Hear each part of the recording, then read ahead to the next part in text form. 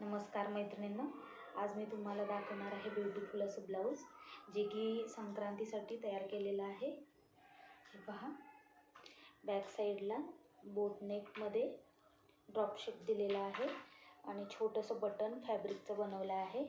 फ्रंटला पंचकोन केलेला आहे आणि लॉंग स्लीव्ज बनवले आहेत आणि याची साडी पण खूप सुंदर आहे। हे पहा, आणि बॅकला डीप असा ड्रॉप शेप घेतलेला आहे।